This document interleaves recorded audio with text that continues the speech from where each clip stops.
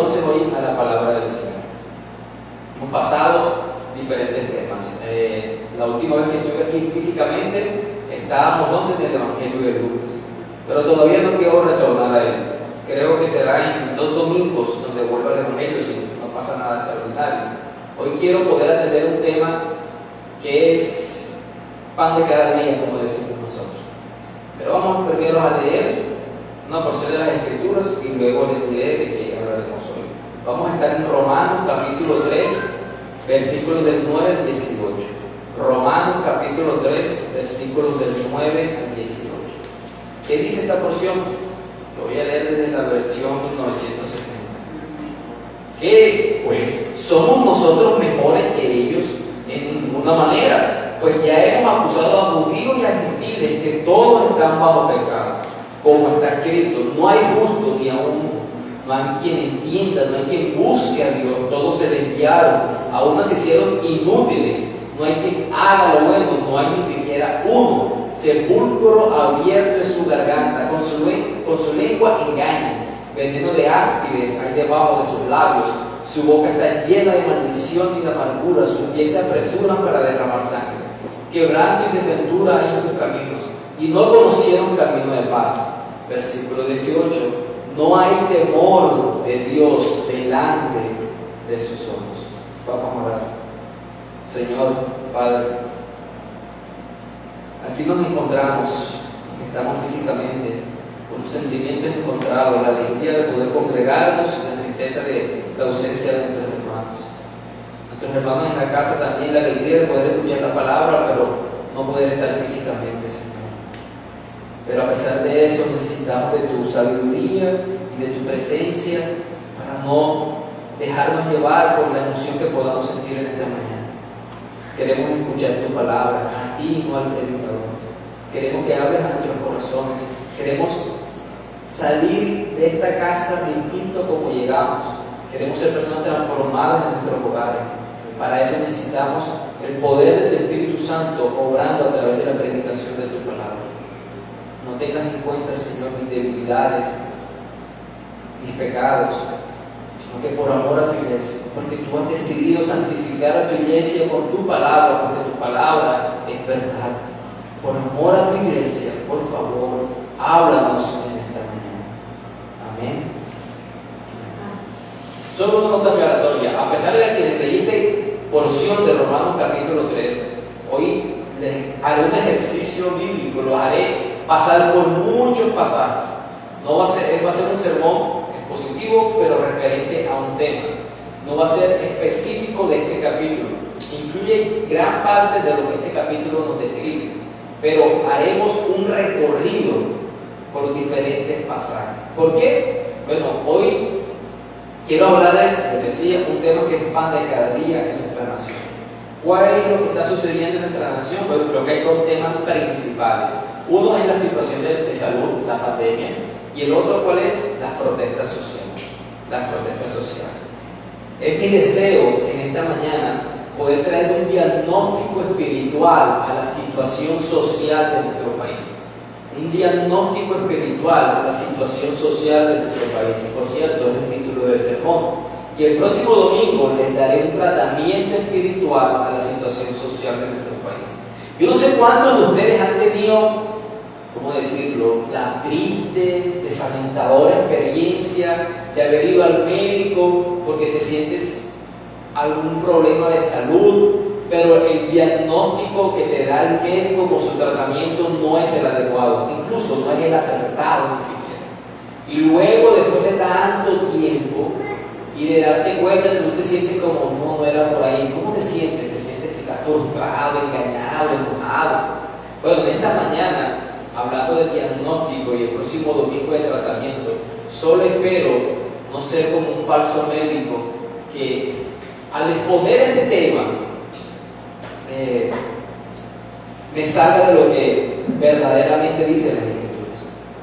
Es posible que lo que puedas escuchar no estés de acuerdo, pero mi deseo como médico del Señor o como siervo del Señor es ser fiel a lo que las Escrituras dicen. Por eso quiero mostrarte la realidad espiritual para demostrarte la condición social que tiene nuestra nación. Y para eso están las Escrituras. Para eso están las Escrituras. ¿Qué podemos decir de nuestra realidad social?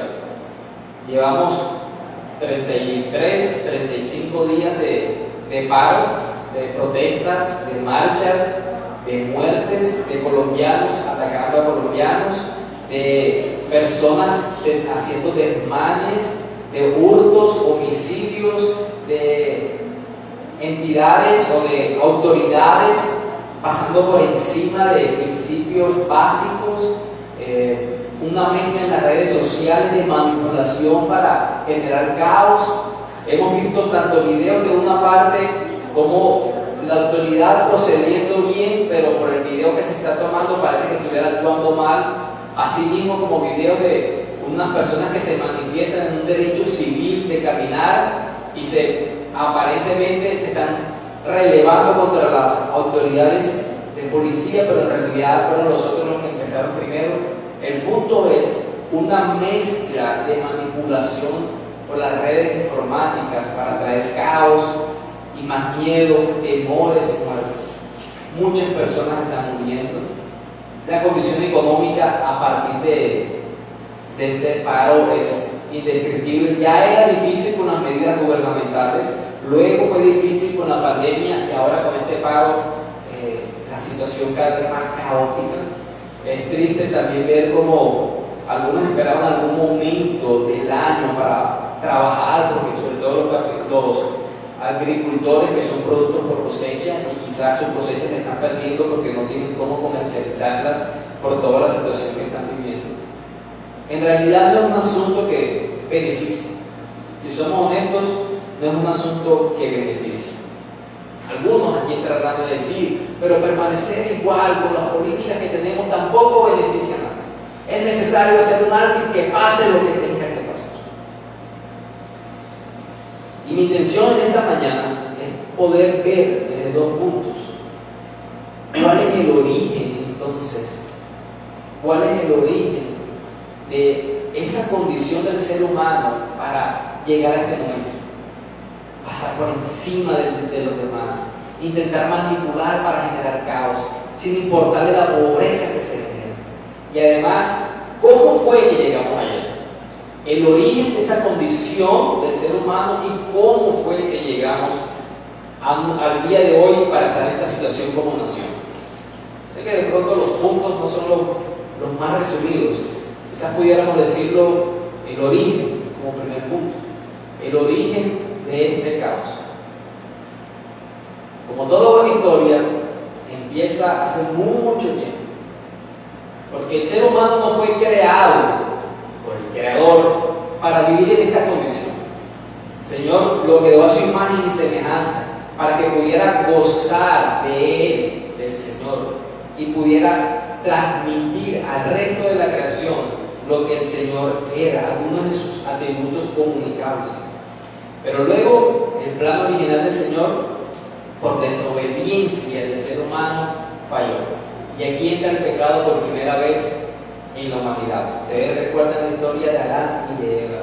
Eva que es seducida por la serpiente, que es Satanás, y luego Eva seduce a Adán, y este voluntariamente también decide desobedecer a Dios. Y luego se forma el caos. Hay una afectación del hombre en su relación con Dios, pero también hay una afectación del hombre en su relación con el hombre. Vemos el primer homicidio de la humanidad, ¿no? Dos hermanos, uno asesinando al otro. Y todo como la consecuencia de ese primer pecado.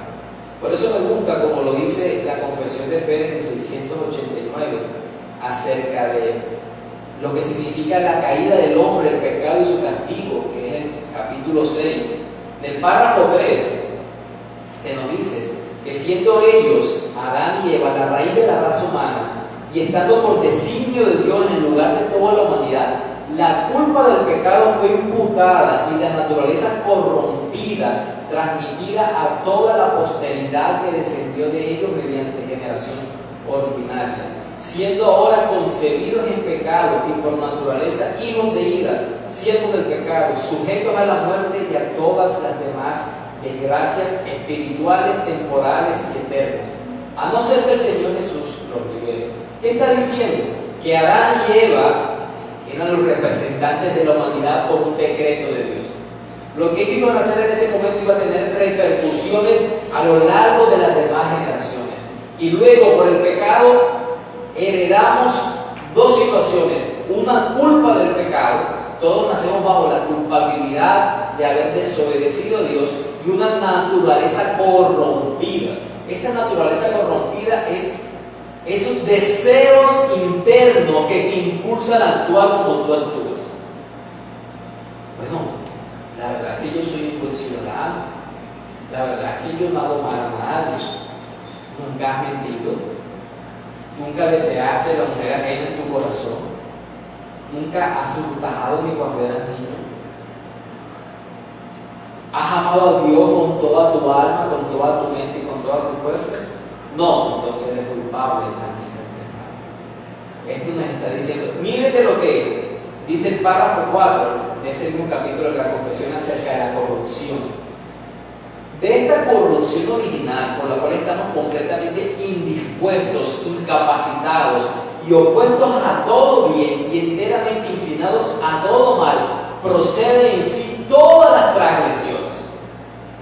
De la condición de corrupción de nuestra alma proceden todas las transgresiones, todas las desobediencias del alma, y estamos inclinados a hacer lo malo.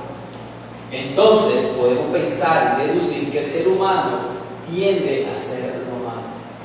Muy parecido a lo que estábamos diciendo ahorita en el texto que leímos de Romanos 3, ¿no? ¿Cuál es la condición del ser humano? Dice Pablo, hablando acerca de los gentiles. Nosotros somos mejores que ellos de ninguna manera. Ellos puse a los judíos y ya puse a los gentiles. Todos estamos bajo pecado. ¿Qué significa eso? No hay ningún justo, no hay ningún uno. No hay quien entienda, no hay quien busque a Dios. Todos que se desviaron, se hicieron inútiles, son necios, no hay quien haga lo bueno, no hay ni siquiera uno. Eso no significa que tú no puedas hacer lo bueno. Significa que no haces todo lo malo que tú podrías hacer. Quiere decir que Dios en su bondad y gracia refrena la maldad del hombre. Pero voluntariamente, sin Dios, las personas lo que hacen es correr cada vez más lejos de Él y no hacer nada bueno. ¿Qué es lo que tiene en su garganta? Un sepulcro abierto. Cada vez que hablan, hacen daño. Es muy parecido a lo que estamos viviendo en las redes sociales. Veneno de áspides, de serpientes debajo de sus labios. Su boca está llena de maldición y de amargura. Sus pies se apresuran para derramar sangre. No conocieron camino de paz. Hay quienes prefieren ver el mundo arder antes de reconciliarse o de ceder. Y todo se resume en el versículo 18. No hay temor de Dios delante de sus ojos. No hay temor de Dios delante de sus ojos. Por nuestra corrupción con la que nacemos en el alma, cada vez corremos más lejos de Dios. No hacemos lo bueno y más bien no tememos a Dios, no actuamos con reverencia delante de Él. Pero el ser humano no solamente no actúa con reverencia, el ser humano no solamente huye de Dios, sino que se rebela contra Dios. Y es el argumento del apóstol Pablo en Romanos capítulo 1, en los versículos del 21 al 31. Porción que muchos de ustedes conocen. Miren lo que dice esa porción. Pues aunque conocían a Dios, no lo honraron como a Dios ni le dieron gracias, sino que se hicieron vanos en sus razonamientos y su necio corazón fue entenebrecido. ¿De qué forma conocieron a Dios? Bueno, ellos profesaron ser sabios, pero se volvieron necios. Cambiaron la gloria de Dios incorruptible por una imagen en forma de hombre corruptible, de aves, de cuadrúpedos y de reptiles. ¿De qué forma las personas conocen a Dios? Desde la creación. Desde la creación. Cuando tú ves la creación, tú ves la maravillosa obra que Dios hizo. Tú dices, Dios es real, Dios existe. Pero ellos en su sabiduría, entre comillas, lo que hicieron fue hacerse necios. Profesaron ser sabios. Y esa necedad no es una necedad únicamente en su capacidad cognitiva, sino en su corazón que fue entenebrecido y en sus vanos razonamientos. A la larga cambiaron la gloria del Dios incorruptible por una imagen de hombre. Y por eso adoran imágenes. Y por eso, y no estoy hablando únicamente del catolicismo romano, sino de cualquier otra religión que levanta algún altar pagano para practicar idolatría. ¿Qué es lo que hizo Dios? Bueno, por lo cual Dios los entregó a la impureza de la lujuria de sus corazones, de modo que deshonraban entre sí sus propios cuerpos. Porque ellos cambiaron la verdad de Dios por la mentira y prefirieron adorar a la criatura que al Creador. Por esta razón, Dios lo entregó a pasiones degradantes. ¿Cuáles fueron esas pasiones degradantes que nos dice Romanos? Las mujeres cambiaron la función natural, lo que va contra la naturaleza. Los hombres abandonaron el uso natural de la mujer y se fueron a lujuria los unos con otros, cometiendo hechos vergonzosos hombres con hombres, es decir, la homosexualidad. Y así como ellos no tuvieron a bien reconocer a Dios, Dios lo entregó a una mente depravada para que hicieran las cosas que no convienen. Ellos están llenos, miren, de lo que están llenos, de toda injusticia, maldad, avaricia y malicia. Están llenos de envidia, de homicidios, pleitos, engaños y malignidad. Son chismosos, detractores, aborrecedores de Dios, insolentes, soberbios, jactanciosos, inventores de lo malo, desobedientes a los padres, sin entendimiento, indignos de confianza, sin amor y despiadados. ¡Qué joyita! Pero ¿cómo inicia todo? Aunque conocían a Dios, no lo honraban como a Dios. Se hicieron necios cuando creyeron que eran sabios. ¿Qué los llevó eso? Los llevó a apartar la palabra de Dios de toda la sociedad.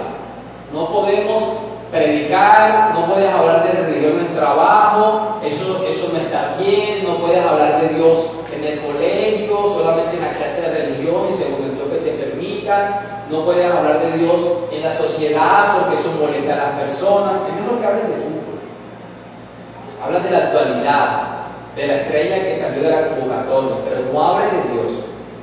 Cuando tú apartas a Dios de la vida de la humanidad, lo siguiente que va a pasar es que Dios lo deja en su propia pecaminosidad. Recuerden, Dios refrenaba la maldad del hombre. Sencillamente lo que hace es darle rienda suelta. Cuando tú tienes un niño, que el niño va, cuando tienes un bebé, que el niño va de topetazo contra la pared, tú la agarras. No, hijo, porque te vas a pegar con la pared.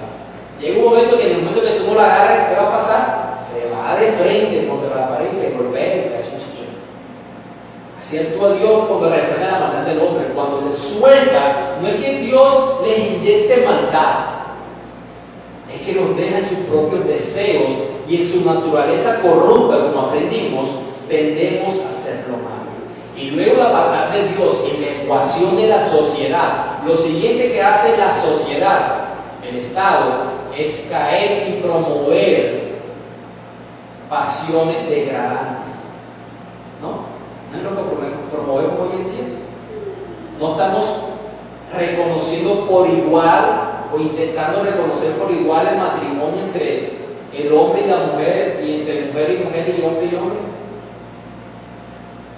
No estamos reconociendo por igual la paternidad que hoy en día se celebra con todo por las redes sociales, que por primera vez un hombre dio a luz, entre comillas, ¿no? Pero todos estos cambios de género, de sexo que vemos en nuestra sociedad. Y por supuesto, entonces, lo siguiente que sucede luego de promover una desviación de la sexualidad como Dios la creó, luego de haber abandonado a Dios, y que somos entregados a una mente depravada. ¿Qué es lo que vamos a practicar? Lo que nos decía el último versículo: injusticias, avaricias, malicias, homicidios, pleitos, engaños. Nos hacemos chismosos, somos jactanciosos, somos inventores de lo malo, somos desobedientes a los padres. ¿Ven cómo va la decadencia moral en la sociedad? Nuestra naturaleza corrupta es alimentada cuando somos apartados de la comunión de Dios. Ya no podemos hablar ni predicar lo que las Escrituras dicen. Si la Biblia habla de un matrimonio entre hombre y mujer, eso se condena. Luego se promueve un desenfreno sexual. Por lo tanto, lo que recibiremos en la sociedad es este tipo de práctica. Este tipo de práctica. ¿Cómo describe la Biblia a los impíos? Tito capítulo 1 versículo 15 dice: todas las cosas son puras para los puros, pero para los corrompidos e incrédulos nada es puro, sino que tanto su mente como su conciencia están corrompidos.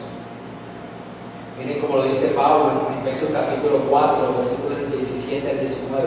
Esto digo pues, y afirmo juntamente con el Señor: ustedes ya no anden así como también los gentiles, en la vanidad de su mente. Esa palabra vanidad se puede traducir como superficialidad. Ya no anden en la superficialidad de la mente. Ellos tienen entenebrecido su entendimiento, están excluidos de la vida de Dios por causa de la ignorancia que hay en ellos, por la dureza de su corazón. Se apartan de Dios, endurece su corazón. Entonces, habiendo llegado a ser insensibles, se entregaron a la sensualidad para cometer con avidez toda clase de impureza. Creemos que lo único que están haciendo grupos apartados, discriminados por la sociedad, que promueven esta igualdad y esta ideología de género, creemos que es solamente personas que están luchando por su derecho. Creemos que las personas que están afuera agitando banderas, quemando edificios, están reclamando lo que el Estado no les ha proporcionado en salud y finanzas. Lo que sucede es que las personas que excluyen a Dios de sus vidas se vuelven insensibles y duros de su corazón. ¿Saben qué termina haciendo la sociedad? La sociedad termina llamando a lo bueno malo y a lo malo bueno. Y es por eso que, eso sale en Isaías capítulo 5, Isaías luego del capítulo 59 está diciéndole a Israel como nación: ustedes tienen sus manos manchadas de sangre, de su boca solo sale lo malo y no hay ninguno que practique la justicia. ¿Por qué? Porque nos hemos apartado de Dios. Nos hemos apartado de Dios. Y la justificación entonces termina siendo que procedemos con un deseo legítimo de hacer que las cosas, de hacer que las situaciones sociales, civiles y económicas cambien en nuestra nación. Tengo un deseo legítimo constitucional, y un deseo legítimo constitucional, es cierto, el marchar, el protestar, pero no lo otro. Parten, según ellos, de su sabiduría, pero terminan entonces siendo sabios. Yo no sé cuántos de ustedes han escuchado un título de un libro de un autor vallenato. Yo creo que tendrá 15, 17 años ese libro. Se llama Líbranos del Bien. Así, Líbranos del Bien. Creo que el autor es Alonso Sánchez Bautes, si no estoy mal. Y es una historia maravillosa en el sentido literario sobre dos personajes. Este autor habla acerca de Ricardo Palmera y habla acerca de Rodrigo Tobar. No habla sobre Simón Trinidad ni Jorge 40, sino la historia de Ricardo Palmera y de Rodrigo Tobar. La historia de estos personajes que están enmarcados en la guerra colombiana antes que se involucrara cada uno en un grupo subversivo. Y miren lo llamativo del título: Líbranos del bien. ¿Qué les hace pensar eso? Que las motivaciones con las que ellos ingresaron a estos grupos subversivos eran bien, eran buenas. Él hace un recorrido histórico, periodístico en esta obra, el autor, y habla acerca de cómo ellos eran defensores de los derechos civiles, cómo incluso Rodrigo Tobar defendía una vez a puños y trompadas a unas personas que estaban siendo robadas por otras personas aquí en la sociedad, porque le interesaba defender al débil y al desprotegido. Y cómo a causa de defender y hacer el bien, creyéndose sabios, se hicieron necios. Entonces, una sociedad es corrupta por naturaleza en su alma, que se aparta de Dios, que no vive bajo los estándares de Dios, que promueve el desorden sexual, va a cosechar los frutos que tenemos. Ese es el origen. ¿Cómo llegamos a esa situación? Les he dicho que Dios refrena la maldad del hombre de muchas formas. La sociedad lo que hace es lo que Dios ha dado como medida para contener la maldad, lo distorsiona. Una de las medidas que Dios da para refrenar la maldad es la conciencia. La conciencia. Mira lo que dice Romanos 2, versículos del 12 al 15. Pues todos los que han pecado sin la ley también perecerán, y todos los que han pecado bajo la ley, por la ley serán juzgados. Porque no son los oidores de la ley los justos ante Dios, sino los que cumplen la ley. Esos serán justificados. Escuchen lo siguiente. Porque cuando los gentiles que no tienen la ley cumplen por instinto los dictados de la ley, ellos, no teniendo la ley, son una ley para sí mismos. Porque muestran la obra de la ley escrita en sus corazones, su conciencia dando testimonio y sus pensamientos acusándolos unas veces y otras defendiéndolos. La conciencia es el instrumento que Dios le da al ser humano, muchas veces de dolor, de decirte: alto, estás haciendo lo malo, alto, estás haciendo lo malo. ¿Usted algún día se ha irado a tal punto con alguna persona que tú tienes ese deseo de ponerle la boca del otro lado, de aplicar violencia, sea un familiar, sea un hijo, sea un extraño? No sientes por dentro mejor no digas más nada porque no vas a actuar de forma sensata, vas a ser violento. ¿Has sentido eso? Esa es tu conciencia hablando. Eso es tu conciencia hablando. Muchas veces cuando vas a hacer lo malo y tú dices: no, no está bien, o me van a ver, si sientes ese temor, vergüenza, es tu conciencia hablándote, porque Dios la ha dado. Dios ha dado la conciencia escrita en nuestros corazones, que nos acusa de una vez para defendernos de no proceder con mayor maldad. Pero ¿qué hace el hombre? Prefiere ir en un camino donde no esté Dios. Ustedes no vienen a mí para que su obra no sea expuesta, dijo el Señor Jesucristo. Porque cuando tú estás cerca de Dios, estás expuesto a su verdad, vas a ser confrontado en tu conciencia. Entonces prefieres practicar otro tipo de religión, te levantas un altar, un ídolo, donde no te exige santidad y solamente reclamas bendición y honra. Así callamos la conciencia. Nos apartamos de Dios y practicamos otra religiosidad. Segundo medio que Dios da para refrenar la maldad: la autoridad de los padres. La autoridad de los padres. Miren lo que dice Efesios capítulo 6, versículo 4. Y ustedes, padres, no provoquen a ira a sus hijos, sino críenlos en la disciplina y instrucción del Señor. Críenlos en la disciplina y instrucción del Señor. ¿Sabe por qué Dios concede a los hijos un papá y una mamá? No únicamente como el medio biológico para venir a este mundo, sino como un medio para que vayamos creciendo y seamos restringidos en nuestra pecaminosidad. Me gusta como lo dice John MacArthur. Él dice: ¿qué es una familia? Bueno, es un padre y una madre en unión. Una familia es la institución divinamente creada para formar a pecadores que se refrenan, quienes mediante generaciones de moralidad y disciplina, amor, virtud y obediencia se vuelven un beneficio para la sociedad y disfrutan de los dones de Dios y están agradecidos. La condición que tenemos en nuestra sociedad depende mucho de la condición que tenemos en nuestros hogares. Hogares disfuncionales hacen sociedades disfuncionales. ¿Por qué la gente sale y no respeta la autoridad civil? Porque no respetan la autoridad de los padres.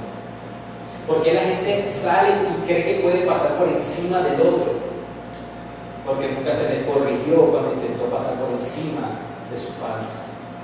Cuando los niños crecen creyendo que ellos son los amos del hogar y no se les instruye en el Señor ni se les administra la disciplina que Dios estableció, estamos creando un futuro dolor de cabeza para nuestra sociedad. Cuando le restringimos la vara al niño, estamos promoviendo en él el desorden moral. Pero nuestros gobernantes establecieron un decreto que usted no puede corregir con vara a su hijo. Otra medida que Dios ha dado para restringir la maldad es el gobierno civil. El gobierno civil. Miren lo que dice Romanos 13, los versículos del 1 al 4. Sométase toda persona a las autoridades que gobiernan, porque no hay autoridad sino de Dios, y las que existen por Dios son constituidas. Por tanto, el que resiste la autoridad al ordenado por Dios se ha opuesto, y los que se han opuesto recibirán condenación sobre sí mismos. El asunto es, cuando tú te enfrentas contra la autoridad en lo que Dios ha establecido, te estás enfrentando en contra de Dios. Esto tiene un equilibrio. Es no obedecer un mandato de la autoridad civil que vaya abiertamente en lo que la palabra de Dios dice. Un ejemplo, predicar el Evangelio. La Biblia dice que tú prediques el Evangelio. No podemos, si hubiera un decreto que dice no se puede predicar las Escrituras, tendríamos que desobedecer. Pero el contexto de este entonces es que Dios ha dado el gobierno como un siervo, porque los gobernantes no son motivo de temor para los de buena conducta, sino para el que hace el mal. Desea pues no temer a la autoridad, a lo bueno y tendrás elogio de él. Pues es para ti un ministro, un siervo de Dios para bien. Pero si hacen lo malo, teme, porque no en vano lleva la espada, pues es ministro de Dios, un vengador que castiga al que practica lo malo. La función primordial del gobierno no es el bienestar. Esa no es la función primordial del gobierno. La función primordial del gobierno, según este pasaje de Romanos 13, es un diseño de Dios para restringir la maldad en la sociedad. Entonces aquí tienes el siguiente escenario. Tienes a personas que se apartan de su conciencia y deciden alejarse de Dios voluntariamente para no escuchar cuando les dicen basta, no hagan mal. Tienes una sociedad que promueve el desintegro de la institución del matrimonio y de la familia.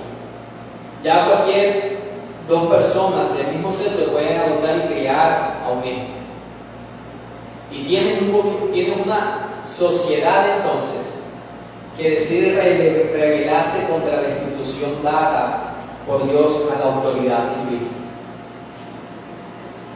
¿Qué crees que sucede? Miran las noticias. Si las personas acallan su conciencia, si la institución del hogar es atacada, intentan destruirla, lo siguiente que va a suceder es la desobediencia al gobierno civil. Y una última medida que Dios ha dado para restringir la maldad es la iglesia. Recuerda el primer versículo que leímos, 1 de Pedro, capítulo 2, versículo 9.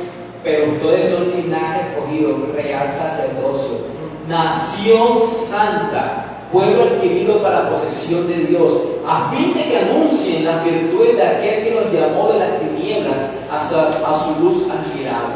¿Qué es la iglesia? Es el pueblo de Dios.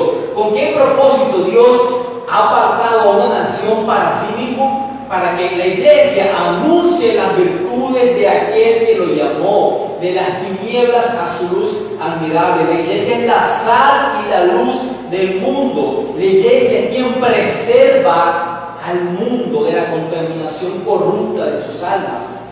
La iglesia promueve valores, el amor al prójimo, el cuidado familiar, el liderazgo del hombre, la sumisión de la mujer, el sometimiento de los hijos, el amor de los padres a los hijos. La iglesia promueve la santidad del Dios que lo rescató. Pero hay unos más sabios que la palabra de Dios y prefieren abrir los bares, los billares y que los sitios donde se congrega la iglesia estén cerrados los días domingos. Entendemos por qué estamos como estamos en la calle y lo que vemos en las noticias. Entendemos que la condición del ser humano es una condición corrupta que tiende al mal y que con urgencia necesita a Dios que le dé un nuevo corazón. Entendemos entonces que Dios ha dado unos medios de gracia para restringir esa maldad como la conciencia, pero decidimos callarnos, apartarnos, practicar una nueva religión que no nos hable acerca de la santidad de Dios. Decidimos atacar la institución del hogar, de la familia, del matrimonio. Lo siguiente que decidimos hacer como nación es atacar la autoridad civil. Y Dios dice, si tú lo atacas, pues vas a tener. Y se vuelve un ciclo vicioso. Y lo último que hacemos es que la sal que debería preservar y actuar en el mundo está hablando acerca de la prosperidad, está hablando acerca de tu mejor vida ahora y no de temer a Dios, de buscarlo de todo corazón, de arrepentirte de tus pecados, porque estarás delante de Él. Ese es entonces el diagnóstico espiritual de nuestra situación social. Espero el próximo domingo traerles a ustedes el tratamiento espiritual de nuestra situación social. Vamos a orar. Amado Dios, Señor, bendito seas por tu bondad y por tu misericordia. Gracias, Señor, porque tú nos recuerdas, Padre, que tú eres más sabio que nosotros, que tu palabra es lo que dirige nuestras vidas. Si escuchamos la voz del mundo, tenemos a personas que se creen sabios, pero se hacen necios, que han endurecido su corazón y se apartan de ti. Si hay una condición diferente en nosotros, no es por nuestra propia capacidad, es por tu gracia por la que nos has amado. Si podemos pensar distinto a los que están afuera, se debe a tu misericordia y a tu amor. Tú nos das entendimiento de ti, tú nos haces comprender, Señor, nuestra debilidad, nuestra alma. Y también comprendemos que hemos sido rescatados de esa condición por Cristo Jesús. Porque Cristo no solo murió por nuestros pecados, sino que vivió para que fueran santificados nuestra condición humana. Gracias, Dios, por tu palabra predicada. Amén y amén.